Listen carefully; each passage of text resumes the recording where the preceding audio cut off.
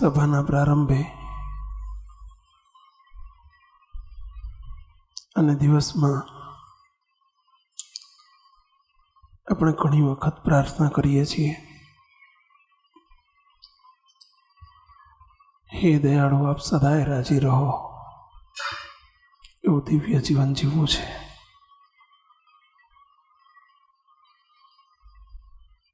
આ કોઈ નાટકનો ડાયલોગ નથી,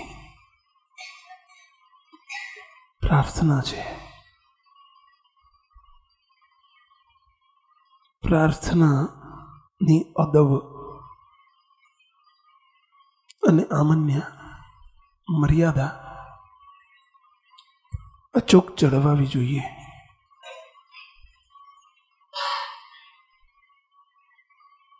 અમે નાના હતા ત્યારે મને ખ્યાલ છે કે એક સ્કૂલની અંદર, હાઈસ્કૂલના સમયમાં સ્કૂલની અંદર પ્રવેશ કરો અને પ્રાર્થના ચાલતી હોય તો સીડીમાં હોય તો સીડીમાં ઊભું રહી જવું પડે, હાથ જોડીને. રાષ્ટ્રગીત બોલાતું તો રાષ્ટ્રગીતની અદબ જળવાતી.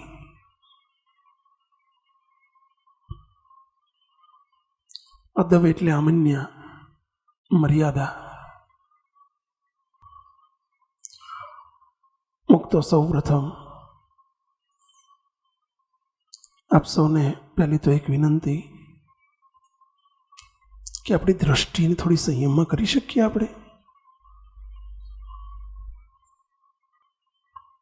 દ્રષ્ટિનો સંયમ પહેલા કરી શકશું.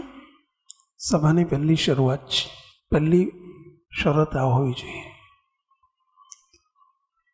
દ્રષ્ટિનો સંયમ એટલે સમજ્યા? કહશો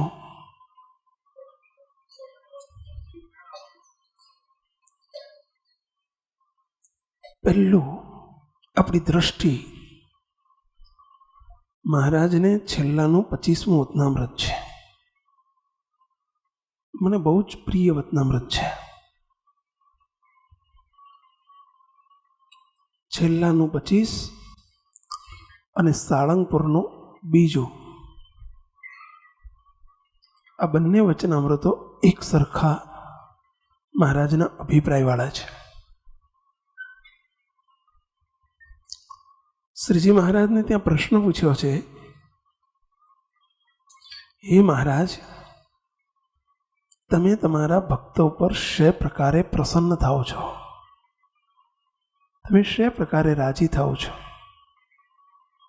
આવો પ્રશ્ન છેલ્લાના 25માં આવે છે. આપણે બધાએ મહારાજને રાજી કરવા બેઠા છીએ, હકીકત છે.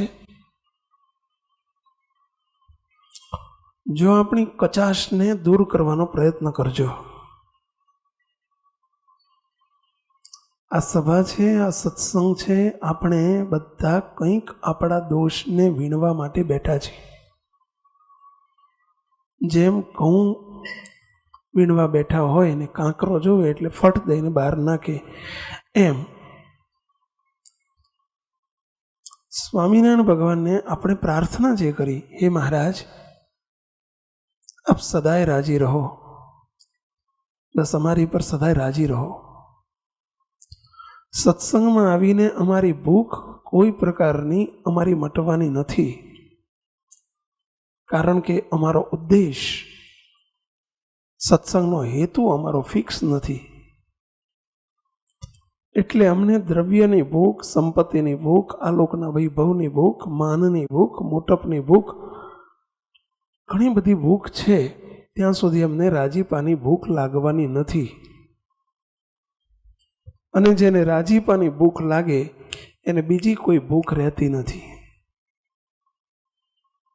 બસ એક જ સંકલ્પ આ સત્સંગનો પ્રારંભ જ અહીંથી થવો જોઈએ કે હે પ્રભુ, હે મહારાજ, હે દયાળુ, અમે જે કંઈ કરીએ છીએ કે તમે અમારી પાસે કરાવો છો, એની પાછળનો અમારો એક જ સંકલ્પ છે, આપને રાજી કરવા છે. અમે પણ અહીંયા આવ્યા કે મહારાજ અમને લાવ્યા, અમે કંઈ તમારી ઉપર ઉપકાર કરવા નથી આવ્યા હો. અમે કંઈ દાડ નથી મારતા સંતો કે અમે કોઈ. તમે ભલે મહિમા સમજો કે સ્વામી અમને સત્સંગ કરાવ્યો, પરંતુ અમે જે સત્સંગ કરાવીએ છીએ કે મહારાજ અમને નિમિત્ત કરે છે, એની પાછળનો અમારો લક્ષ્ય પણ અમારો સ્વાર્થ છે. કયો સ્વાર્થ? મહારાજને રાજી કરવા. તમે પણ અહીં આવ્યા છો એ કોઈને દેખાડવા માટે કે કોઈના કહેવાથી કે કોઈને ખુશ કરવા કે આણે મને આમંત્રણ આપ્યું હતું એટલે મારે જવું જોઈએ, ન જવું તો એને ખોટું લાગશે, આવા કોઈક સંકલ્પથી તમે પણ નથી આવ્યા. અને આવ્યા હોય તો સંકલ્પ મૂકી દેજો, આપ પણ આવ્યા છો મહારાજને રાજી કરવા. આપણા બધાનો સંકલ્પ એક બન્યો છે ને, એટલે આપણે ભેગા થયા છીએ. વેચનારને જે વેચવું હોય ને લેનારને જે લેવું હોય એ જ લેવું હોય તો જ એનો સમન્વય થાય. આખો સત્સંગ રાજીપા માટે છે અને રાજી જ કરવા છે. તો એવો જ પ્રશ્ન, રાજીપાનો પ્રશ્ન છેલ્લાના 25મા વતનામૃતમાં શ્રીજી મહારાજને પૂછ્યો છે. હે મહારાજ, તમે ભગવાનના ભક્તો ઉપર, અમારી ઉપર શે પ્રકારે રાજી થાઓ.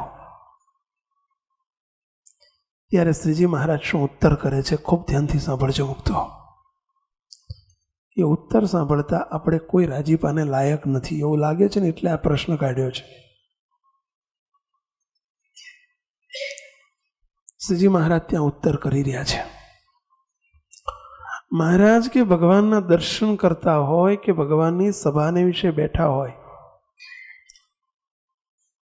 તો એકાગ્ર ચિત્તે ભગવાનના દર્શન કરવા કે ભગવાનની એકાગ્ર ચિત્તે અને એકાગ્ર વૃત્તિએ ભગવાનની કથાનું શ્રવણ કરવું. પણ ડાંફરિયા ન મારવા, આડું અવડું જોવું નહીં. જેની દ્રષ્ટિ સંયમમાં નથી એની વૃત્તિ સંયમમાં, અંદરની અંતર્વૃત્તિ સંયમમાં હોય જ નહીં.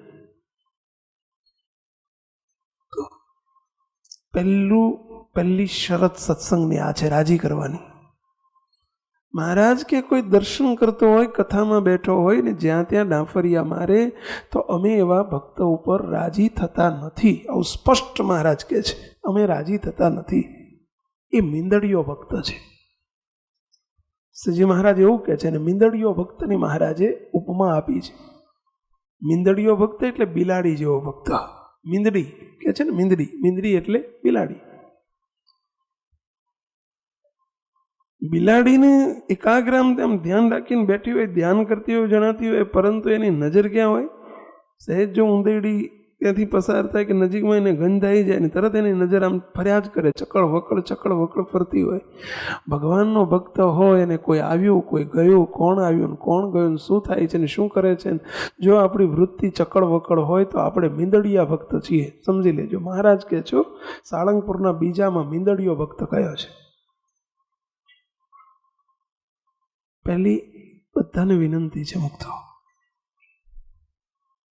આપણે શ્રોતા તરીકેની આપણી લાયકાત જ નથી. જો આપણે ડાંફરિયા મારતા હોઈએ તો કથા શરૂ થાય અથવા તો દર્શન કરતા હોય, ગમે તે આ કોઈ આવે જાય નીકળે પસાર થાય, આપણી વૃત્તિ એકાગ્ર જોઈએ. મુક્તો ઘણી વખત આપણે એક સામાન્ય સમજી શકાય વાત છે. ઘણા સભામાં બેઠા હોય, આ બધી રીત સામાન્ય રીતો છે, બેસતા ના આવડતું હોય, આમ બે આમ સભામાં આમ બે. આપને હું પ્રશ્ન પૂછું કે મુક્તો અમે આમ બેહીને સભા કરીએ, તમને ગમે કે ના ગમે? અમે ડાંફરિયા મારતા મારતા સભા કરીએ, તમને ગમે કે ના ગમે? એ અશોભનીય છે કે શોભનીય છે? અમારા માટે બધું અશોભનીય, તમારા માટે બધું શોભનીય. અમને બધા બંધન, તમને બધી છૂટ. ભગવાનના ભક્તની વૃત્તિ કેટલી સંયમી જોઈએ મુક્તો. અને તો આપણે કંઈક બે શબ્દો જે અંદર ઉતારવા છે એ ઉતારી શકીએ મુક્તો.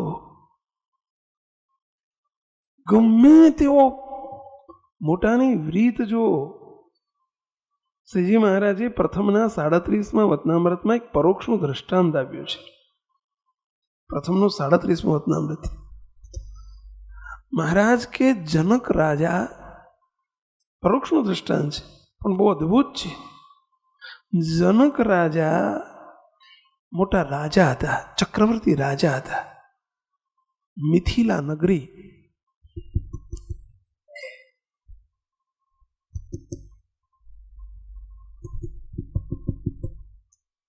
મિથિલા નગરીના પોતે રાજા હતા.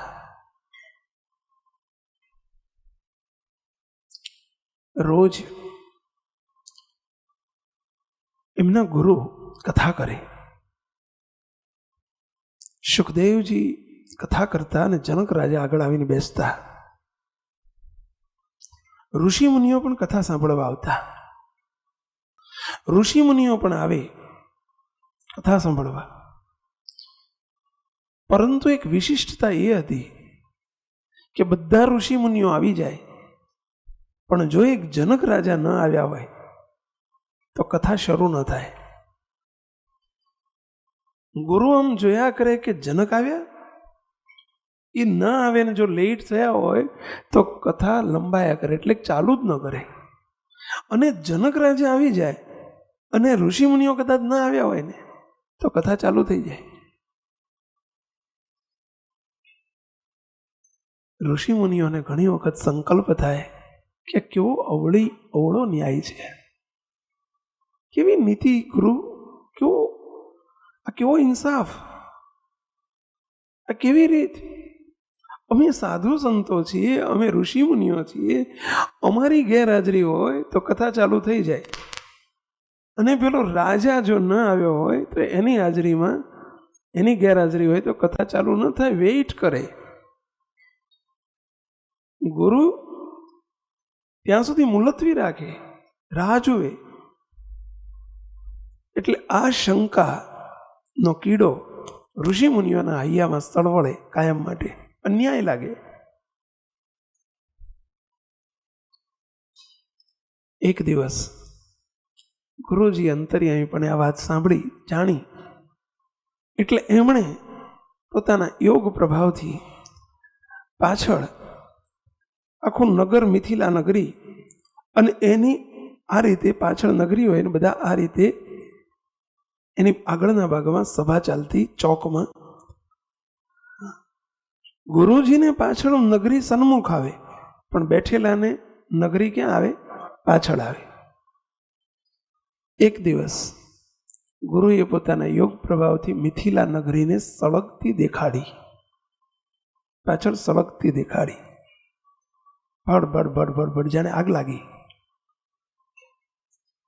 અને ગુરુએ સામેથી કહ્યું, અરે દોડો દોડો, આગ લાગી, મિથિલા નગરી સળગી, દોડો. જ્યાં સળગી કહ્યું ને દોડો કહ્યું એટલે પેલા ઋષિ મુનિઓએ આમ જોયું, પાછળ જોયું, અને નગરી ભડ સળગે. સળગતી જોઈ એટલે બધા ઋષિ મુનિઓએ દોટ મૂકી, ઉભા થઈને દોટ મૂકી. દોડો, આપણી તુમડી બળી જશે, આપણું કૌપીન બળી જશે, આપણું પત્તર બળી જશે, દોડો. જનક રાજા સામે બેઠા છે ને, એમણે પાછળ જોવાની દરકાર પણ ન કરી, પાછળ પણ ન જોયું. એક ધ્યાને, એક ચિત્તે હાથ જોડીને કથાનું શ્રવણ એકાગ્ર ચિત્તે કરી રહ્યા છે. દ્રષ્ટિ પણ એમ ન કરી. એક બાજુ ઋષિ મુનિઓ છે, એક બાજુ રાજનો રાજા બેઠો છે. કોની મિલકત પાછળ વધુ હતી, બળદ સળગતી હતી? રાજાની કે ઋષિ મુનિઓની? ઋષિ મુનિઓ પાસે તો ઝૂંપડીઓ હતી, પૂર્ણ કુટીરો હતી.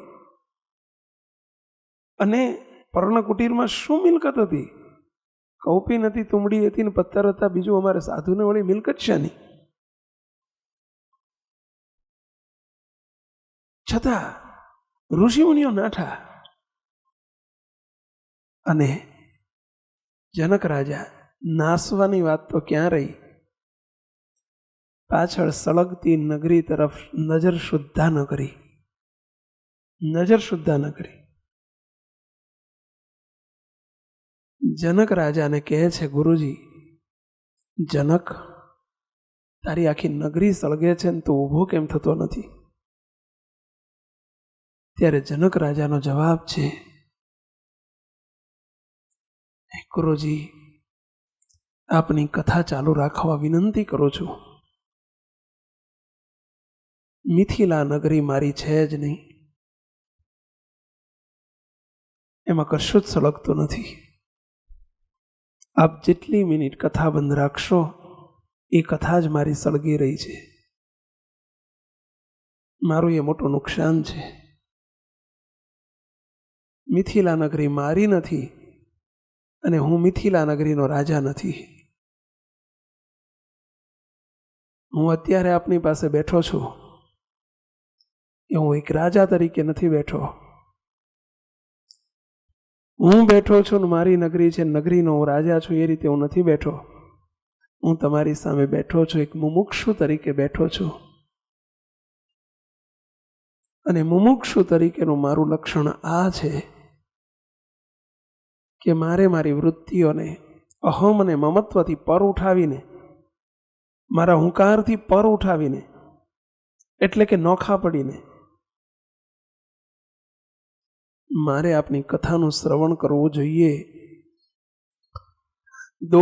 દૂધ દોનારી બાઈને તમે કદી જોઈ છે? દૂધ દોનારી સ્ત્રી જ્યારે બોઘણું બે પગ વચ્ચે રાખી,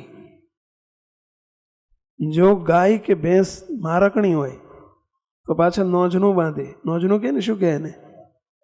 એ નોજનું બાંધે એટલે દોયડું બાંધે બે પગને માટી મારી.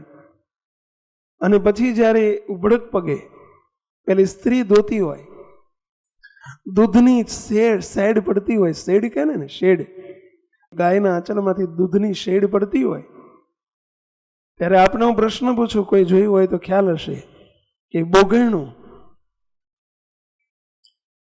જ્યાં શેડ પડતી હોય એને આઉટ સાઈડ રખાય કે એને નીચે રખાય? મૂકતો સહેજ આઉટ થઈ જાય તો દૂધ ક્યાં જાય? બધું હેઠે. દૂધ દોવાનું છે અને અહીં પણ કોન્સન્ટ્રેશન રાખવાનું છે કે મારા આ દૂધ દોવું છું એ બોઘેણામાં લેવા માટે દોવું છું. એટલે દૂધ બોઘેણામાં આવે તો જ આ બેહવાનો મારો અહીં અર્થ છે અને આ દોવાનો અર્થ છે. બોઘેણું સાઈડમાં છે ને દૂધ દોવાનું ચાલુ છે. આ બાઈને ડાહી કહેવાય કે ગાંડી કહેવાય? કહો, ડાહી કે ગાંડી?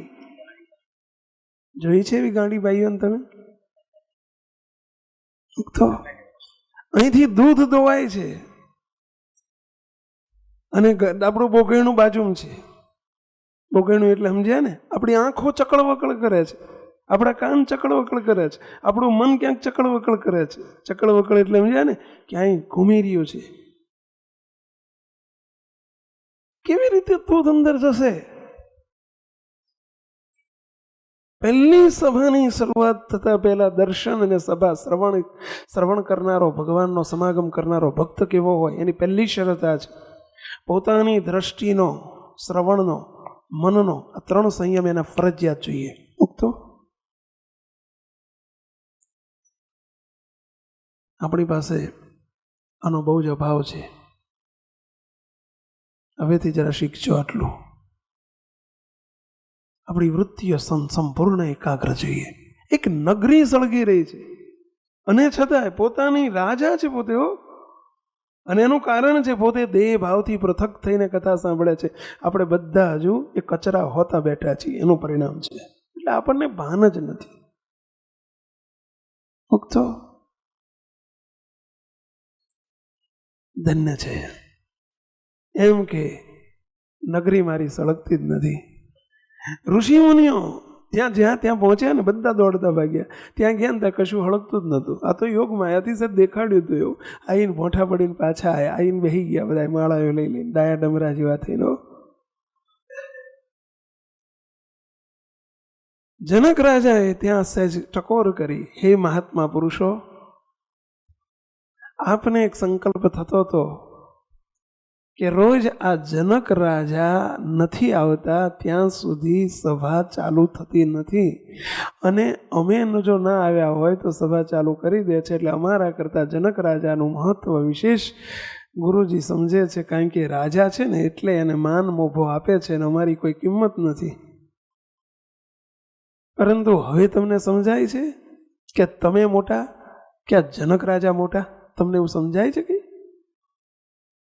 અને ત્યાં એ વખતે ઋષિ મુનિઓનો સંકલ્પ જે થતા હતા, સંકલ્પ ત્યાં જીરો ઉપર ગયા, એટલે કે સંકલ્પ બંધ થયા. હાથ જોડીને કહે છે, હે ગુરુજી, અમે ખોટા હતા, અમારી દ્રષ્ટિ ખોટી હતી. જેની સમજણ મોટી એ મોટો, એ રાજાની સમજણ છે. અને કેટલું નિષ્પ્રેયપણું છે, એને ખબર નથી કંઈક પાછળ કંઈક આ બધું યોગ માયા છે ને ખાલી દેખાવ માટે કર્યું છે, છતાંય એની દ્રષ્ટિનો કેટલો સંયમ છે. તો આવો જ બીજો પ્રસંગ, સ્વામિનારાયણ ભગવાન જ્યારે સરદાર પધાર્યા અને જ્યારે સરદારમાં સભા કરીને બેઠા ને પેલો રતો ગાંડો આમ સામે બેઠેલો, આ તો ડાયો છે પણ સામે બેઠેલો, આ બેઠા છે ને હરીશભાઈ એમ, પણ તમે જુઓ તો કેવી એકાગ્રચિતે આમ કરીને એકી ટસે મહારાજની સામું એક આમ મેખોન મેઘ દ્રષ્ટિએ અનિમેષ નજરે, અનિમેષ નજર એટલે આંખનું મટકું પણ ન મારે એનું નામ અનિમેષ નજર કહેવાય, મેખોન મેઘ નજર કહેવાય. બાપાશ્રીની વાતોમાં એક વાત આવે છે, અદ્ભુત વાત છે. બાપાશ્રીએ પ્રશ્ન પૂછ્યો છે સંતો હરિભક્તોને, સંતો મહારાજને રાજી કરવા છે? આવું પૂછે છે બાપા. તો કે હા બાપા. તો કે તમે મહારાજની મૂર્તિ સામે અડધો કલાક મેખોન મેખ નજરે જોજો, આંખમાંથી આંસુ નીકળી જાય તો પણ, આંખમાંથી આંસુ નીકળી જાય તો પણ તમે આંખની દ્રષ્ટિને તમે ફેરવશો નહીં, મહારાજ તમારી પર બહુ રાજી થશે. આજે એને રાજી કરવા એના ઉપાયો છે, પકડી લેજો. રાજી કરવા હોય તો ખરો મુમુક્ષુ એક રાજીપાની વાત આવે ને એટલે 20 મિનિટે ખટ દઈને ખિસ્સામાં મૂકી દે. ખિસ્સામાં મૂકી દે એટલે સમજ્યા, પોતાની કરી નાખે. અને કુરાજીબાની વાત આવે કે આનાથી મહારાજ ન રાજી થાય, રાજી ન થાય, એટલે 20 મિનિટે ખિસ્સામાંથી ફટ દઈને કાંકરો કાઢીને એમ કાઢીને ફેંકી દે. આનું નામ મુમુક્ષુ કહેવાય. રાજીપાની વાતો છે. શ્રીજી મહારાજની સામે 3 કલાક સુધી, 1, 5, 10, 15 મિનિટ નહીં, 3 કલાક સુધી શ્રીજી મહારાજની સામે આમ હાથ જોડીને આંખનું મટકું માર્યા વગર એકાગ્ર ચિત્તે આમ બેસીને મહારાજ સામે જોઈ રહ્યું, આ કોઈ નાની સૂની વાત નથી. શ્રીજી મહારાજ સભામાં નજર કરતા થકા જોઈ રહ્યા છે કે કોણ કોણ અમારી સામું આ રીતે દર્શન કરી રહ્યા છે. મહારાજ આ રતાને જોયા કરે, એક નજરે મહારાજની દ્રષ્ટિ આમ ફરે, પરંતુ રતાની દ્રષ્ટિ મહારાજ સામુથી બિલકુલ ન ફરે. મુક્તો. અને એક વસ્તુ સમજી લેજો, અમારે ગુરુકુલના એક વિદ્યાર્થી મારી પાસે આવ્યો, બહુ જ બળિયો મુક્તો હતો, ખપવાળો હતો. કેટલાક મુક્તો નાના હોય ને પરંતુ એનો રજમો જુદો હોય, અને એવા છોકરાઓને જોઈને ભલે બાળક હોય પણ હું બહુ રાજી થઉં, ખરેખર મુક્તો બહુ રાજી થઉં. એ બાળ મુક્તનો બહુ જ આગ્રહી સ્વભાવ. હું ઘણી વખત જોઉં એ છોકરો મને દર્શન કરવા જોઉં તો મારી પાછળ પાછળ આવે ને એવો પ્રશ્ન, ઇન્ટેલિજન્ટ પ્રશ્ન પૂછે, એટલો ભૂખ્યો. એનો પ્રશ્ન જોઈને એમ થાય કે આવો પ્રશ્ન અમને સંતોને ન ઉઠે એવો પ્રશ્ન એ ક્યારેક પૂછી નાખે. અને એ પ્રશ્ન, એનો પ્રશ્ન સાંભળું ને એટલે હું બહુ રાજી થઉં. એને હું જ્યારે જોઉં ને ત્યારે એને સામેથી હું પૂછું કે પ્રશ્ન છે, કારણ કે એના પ્રશ્નો મને પણ બહુ મજા આવે, રાજીપો થાય એવી મજા આવે. એટલો ઇન્ટેલિજન્ટ છોકરો. એ છોકરો એક દિવસ મારી પાછળ આવ્યો, મને કે સ્વામી એક પ્રશ્ન પૂછવો છે. પૂછું? મેં કીધું પૂછ. એના પ્રશ્નો મોટા પ્રશ્નો, છોકરો નાનો પણ એના પ્રશ્નો બહુ મોટા, જે પ્રશ્નો આપણને કોઈ દિવસ ના ઉઠે. એને મને એક વખત પ્રશ્ન પૂછ્યો. મને કે સ્વામી, અહીંયા અમે આવ્યા ત્યારથી ટીવી સિનેમા બંધ કરાયું છે ગુરુકુળમાં, એટલે નવો કચરો તો અંદર પેસતો નથી, પરંતુ આ સુધી પહેલાં જ્યાં સુધી અમે નહોતા ત્યાં સુધી જૂનો કચરો કેટલોય પહેરી ગયો છે, તે એને કેવી રીતે કાઢવો? કે સ્વામી, આવો પ્રશ્ન તમને કોઈ દાડ થાય છે? આ સુધી થયો છે? ધન્યવાદ છે. વિદ્યાર્થી નાનો છે, એની ઉંમર નાની છે, પરંતુ એનો પ્રશ્ન કેટલો સુંદર છે કે એને કેટલી એને તાલાવેલી છે કે મારે અંદરના કચરાને પણ કાઢવો છે, નહીંતર એને પ્રશ્ન થયો ક્યાંથી? આવા પ્રશ્નો સાંભળીએ ને ત્યારે સાંભળીને જ એની પર રાજી થઈ જઈએ. ફક્ત પહેલો તો એને હું ભેટી પડ્યો, ધન્યવાદ, તો એક કામ કરજે,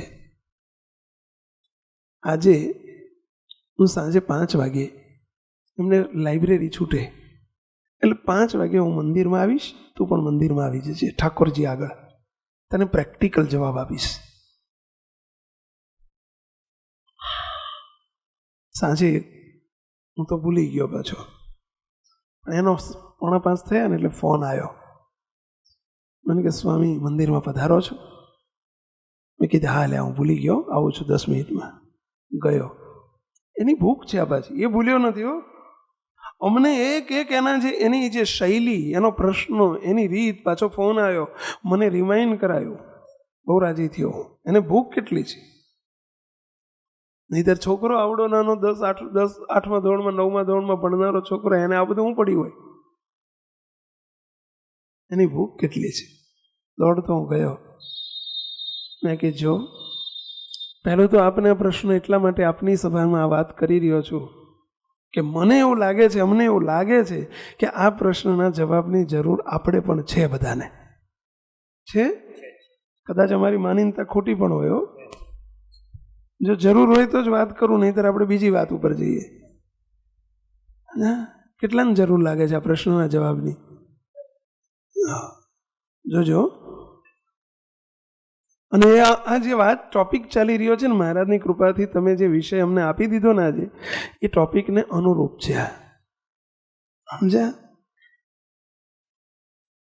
એને ત્યાં ગઈ જયો, બેઠો કે જો એક વાત છે, અંદર જે કચરો ભર્યો છે એ કચરો તો જ નીકળશે, મહારાજ રાજી થશે તો.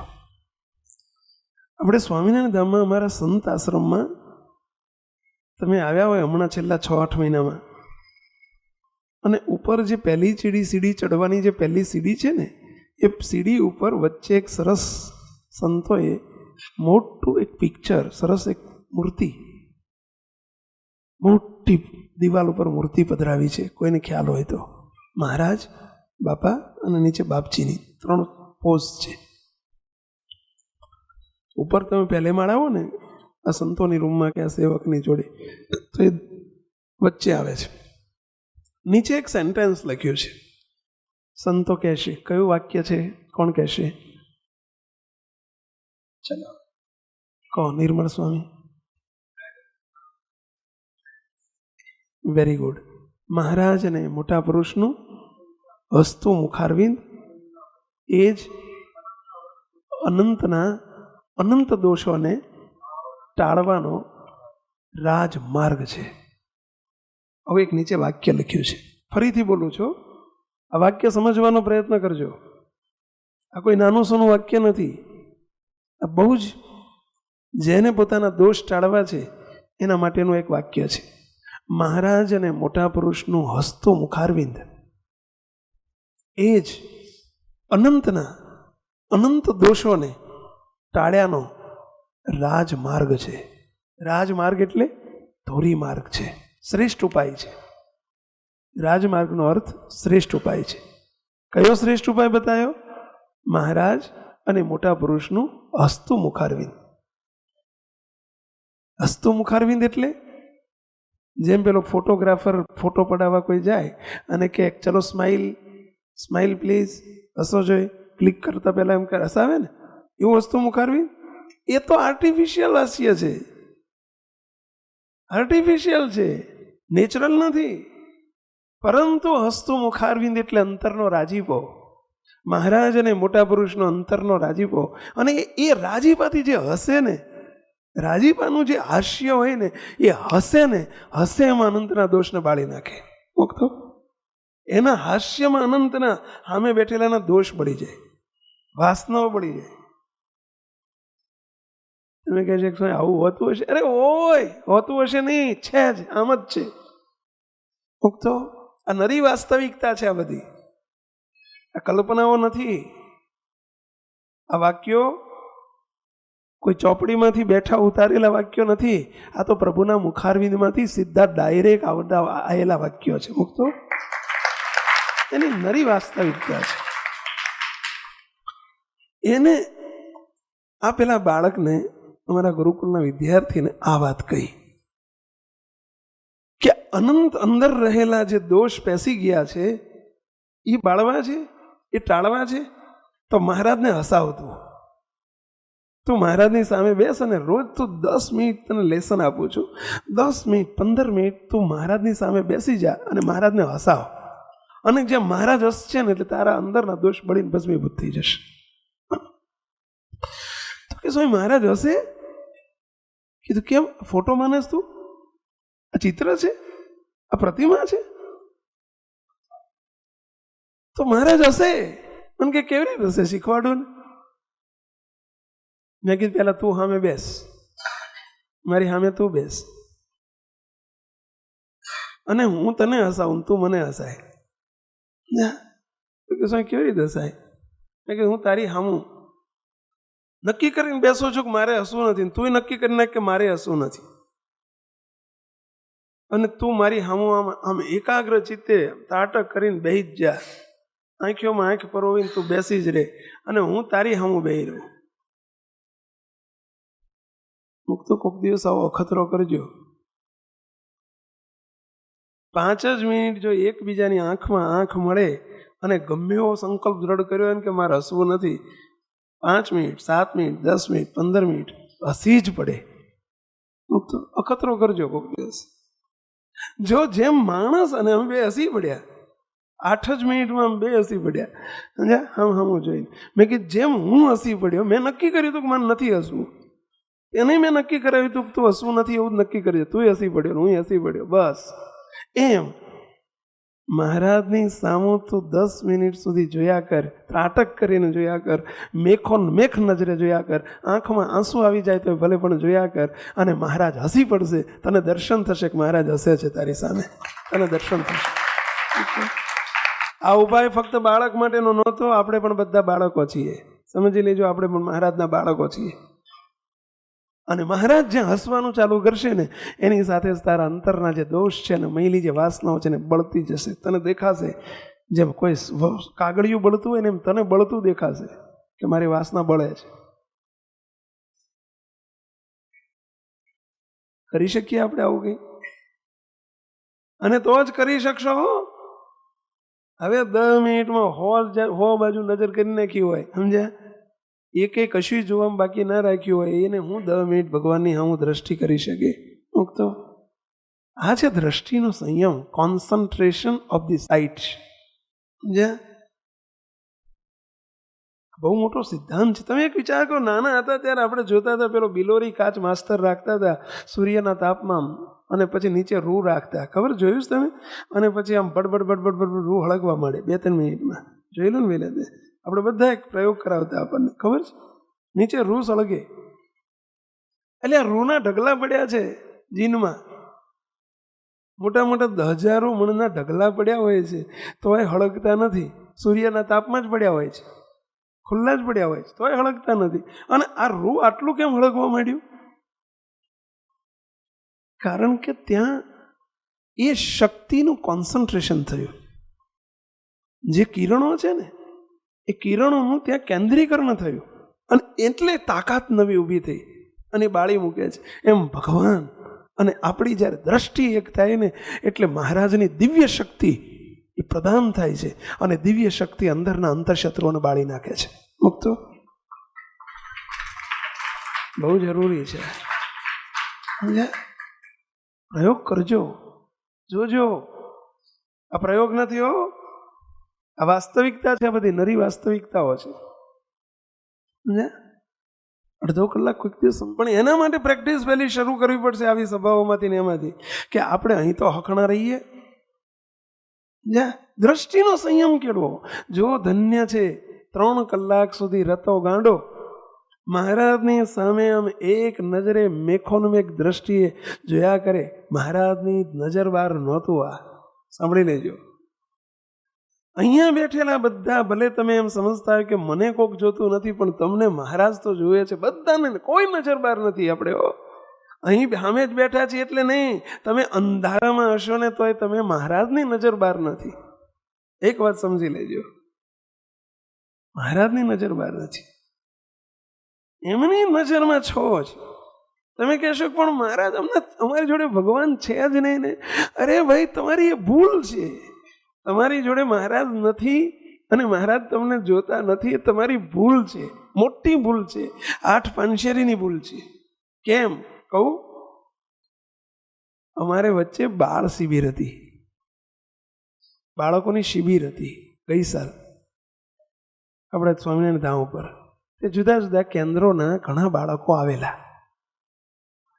હવે એમાં ઘાટલોડિયા કેન્દ્રના લગભગ 30-40 બાળકો, સિલેક્ટેડ બાળકો આવેલા. એવું કહેવામાં આવેલું કે ભાઈ 8 વર્ષથી નાના બાળકોને શિબિરમાં નહીં લાવવાના. સંચાલકોને કહ્યું હતું આગળથી, લેખિતમાં મોકલેલું. પણ એક 5 વર્ષનો છોકરો, 5 વર્ષનો એટલે લગભગ આટલો જ હોય ને, આવડા મુક્તરાજ જેવડો એવડો એક છોકરો, એ પણ શિબિરમાં આવી ગયેલો અને આગળ જ બેઠેલો. એટલે આ સેવકને જવાનું થયું સભામાં. સભામાં જોઈ રહ્યો કે સાલો આવડો નાનો છોકરો આવ્યો કેવી રીતે, કારણ કે લાવવાની મનાઈ છે અને એને કોણ લાવ્યો હશે. એટલે એ છોકરાને મેસેજ ઊભો કર્યો, બાબા ઊભો થા. ઊભો થયો, તારું નામ શું? એટલે કે ધીમે રહીને કે સ્વામી પાર્થ. છે પાર્થ, હાથ જોડીને બોલ્યો પાર્થ, વિવેકથી બોલ્યો. કીધું પાર્થ તું કોની સાથે આવ્યો? કે મારા સર સાથે આવ્યો. સર એટલે સંચાલક, મારા સંચાલક જોડે આવ્યો. એનો કહેવાનો હેતુ એ હતો. એટલે એને કહ્યું તું તારા સંચાલકને ઓળખે છે, તારા સરને ઓળખે છે? તો કે હા, ક્યાં છે? એને ઊભો કરેલો એટલે એને આમ જોવા માંડ્યું, ઊભા ઊભા.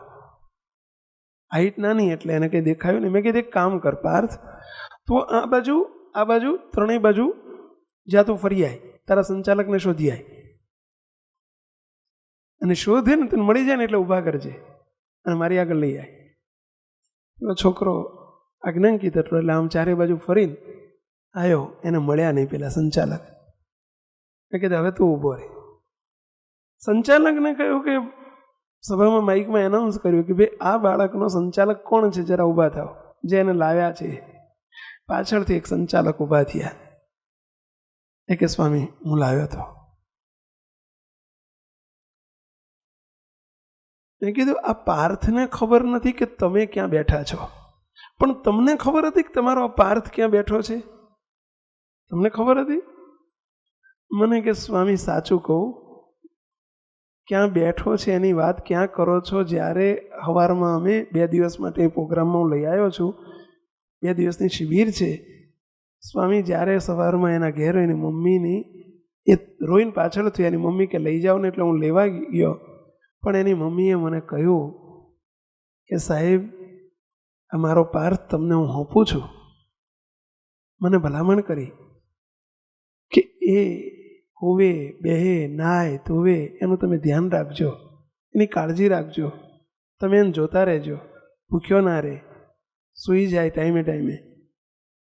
સ્વામી મને એની મમ્મીએ ભલામણ કરી હતી એટલે સવારથી હું આવ્યો નહીં, એને ખબર નથી કે હું જોઉં છું, પણ એ જ્યાં જ્યાં સ્વામી જમતો હતો તો મારી નજર એની ઉપર જ હતી, એ હૂતો હતો ને તો બપોર મારી નજર એની ઉપર જ હતી, ઉઠ્યો ને તો મારી નજર એની ઉપર જ હતી, મારી જોડે ને જોડે એને હું એની સામે ને સામે નજર સામે જ રાખ્યા કરું છું, કારણ કે એની મમ્મીએ મને ભલામણ કરી છે ને એટલે.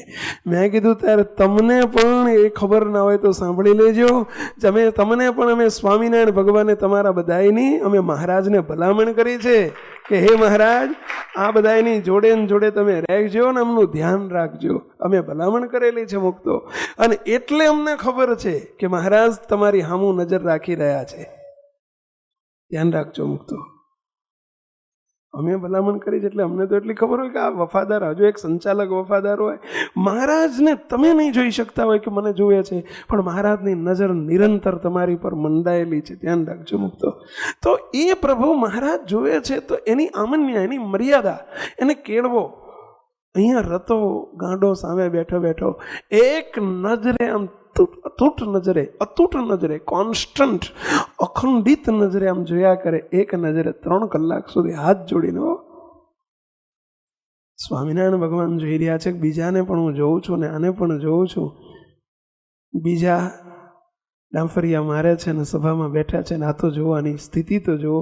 3 કલાક 5-10 મિનિટ બેવું ઇઝી છે, પણ 3 કલાક આમ કોન્સ્ટન્ટ મહારાજની વાતોનો પ્રવાહ ચાલુ, અને એક નજરે આંખ અને કાનની ઇન્દ્રિયને મહારાજમાં ગુલતાન બનાવીને દર્શન કર્યા કરવા નોટ ઇઝી.